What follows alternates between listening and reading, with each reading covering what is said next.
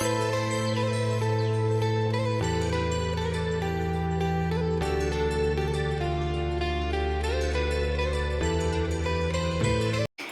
Friend, welcome back to our channel. আশা করছি তোমরা সবাই খুব ভালো আছো, সুস্থ আছো। আমরাও খুব ভালো আছি। সুচন্দ্রা জর্দার ব্লগে তোমাদের সবাইকে স্বাগত। আর আমার ব্লগটা তোমাদের যদি একটু ভালো লাগে তাহলে একটু লাইক করো, কমেন্ট করো, শেয়ার করো। চলো আজকে কী করলাম তোমাদের সঙ্গে একটু শেয়ার করি।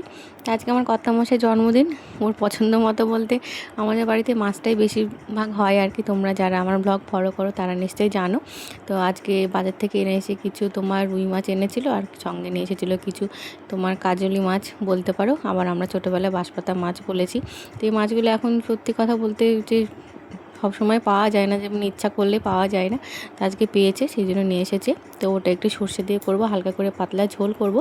আর বাগান থেকে নিয়ে এসেছিলাম কটা ধনেপাতা তুলে, তো সেটা লাস্টে ছড়িয়ে দিয়ে তোমার মাছের ঝোলটা নামিয়ে নিলাম। আর যেহেতু আমার কর্তামশাইয়ের আজকে জন্মদিন, সেই জন্য তোমার একটু ওর জন্য পায়েস করলাম।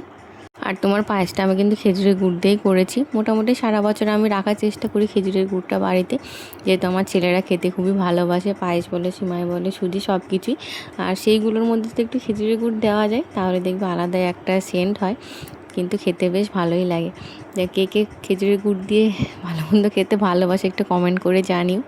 এদিকে রান্নাবান্না চলছে। আজকে আমার ছেলে নাচের স্কুল রয়েছে, তো রান্নাবান্না সেরে তারপরে ধরো ওকে নাচের স্কুলে নিয়ে যাব। আর বড়ো ছেলে তো ধরো স্কুলে গেছে, আর ছোটোটা স্কুল থেকে আসলে ওকে নাচের স্কুলে নিয়ে যাব। আর এইদিকে রান্নাবান্না আমার চলছে। তো সাধারণ আমরা ধরো খুব যে একটা বড় আয়োজন করেছি তেমন কিছু নয়। সবাই ধরো বাড়িতে বলতে কাউকে আমরা নিজেরা একটু ভালো মানে 2-5 রকম রান্নাবান্না করে ধরো নিজেরা একটু খাওয়া দাওয়া করবো, এই আর কি। তাছাড়া ধরো বড়দের জন্মদিন বলতে ছেলেরা যদি বড় হয় তখন যদি করে সেটা আলাদা ব্যাপার। তো যাই হোক, ও কোনো কিছুই করতে চায় না। আর বিকেলবেলায় বাবা মাকে বলেছি একটু আসতে, তো বাবা মা বিকালবেলায় আসবে।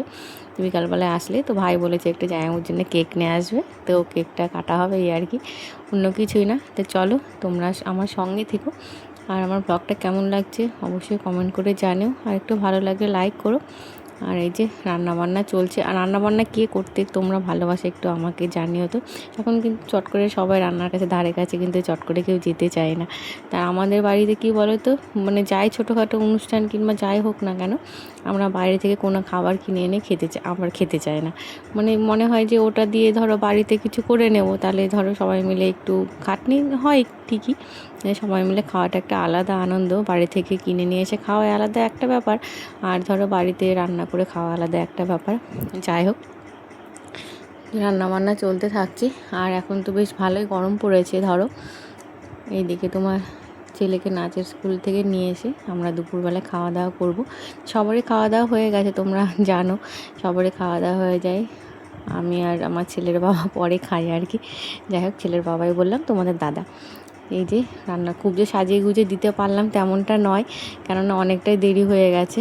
আর ও খুব তাড়া ছিল, মানে খুবই তাড়াহুড়ো ছিল, মানে কোনো রকমে খেয়ে দিয়ে আবার বাইরে বেরিয়ে যাবে। সেই জন্য তোমার মানে যেমন প্রত্যেক দিনের যেমন খাবার খাই ধরো তেমনভাবে খাবারটা পরিবেশন করলাম। ওকে দিয়ে তারপরে আমি ধরো খেতে বসলাম আর কি।